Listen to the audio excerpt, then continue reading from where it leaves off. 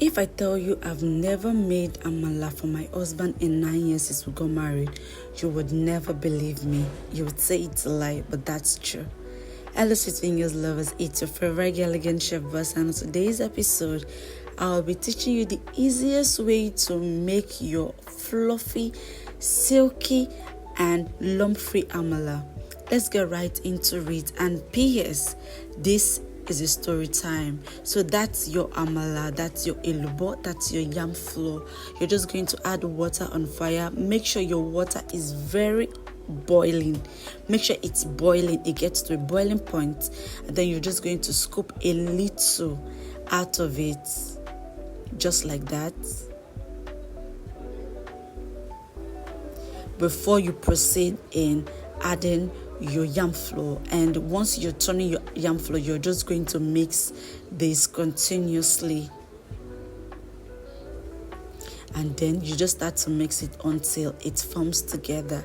So by the way, when I met my husband and we started going out, he just told me that he doesn't eat amala from birds, like while growing up, according to what his mom told him. And for the fact that he started growing up and he realized that he's knowledgeable, he doesn't eat amala.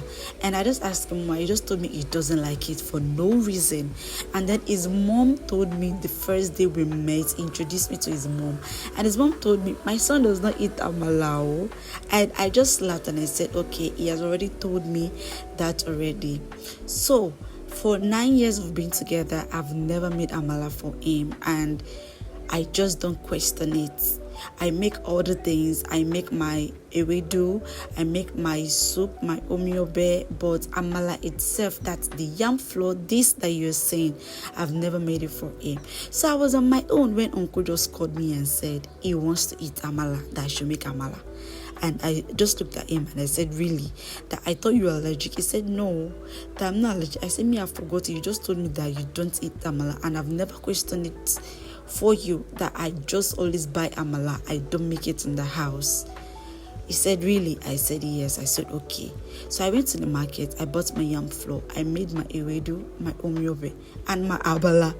So this is just the method of how I'm making my amala. So this was how I was taught by my mom how to make amala, because I'm a Yoruba girl, so definitely will make amala in my father's house, even if I don't make it in my husband's house. So before I forget that I'm teaching you how to make amala, let me just cut my story time short. So after I mixed this, I poured water to it, and I just allowed it to simmer. So after that, I just allowed it to boil between 2 to 3 minutes on a low heat. So I just opened it and I started to turn together, because I want it to be very fluffy. Though looking at it like this, you may think it's difficult, but it is not, because it is soft and it is easy to turn.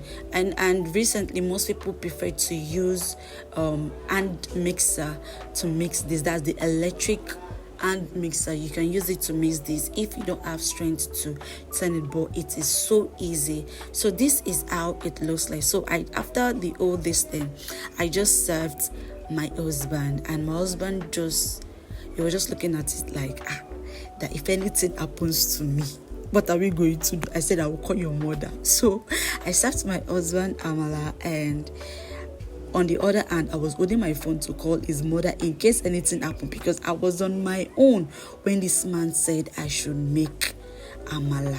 I said, okay, there's no problem. So I served him, and my dear, my husband finished this food. Like, he finished it, and he is so angry because he has been missing out. So since that time, this man has been telling me every day to make amala. Please help me to tell him that I am tired.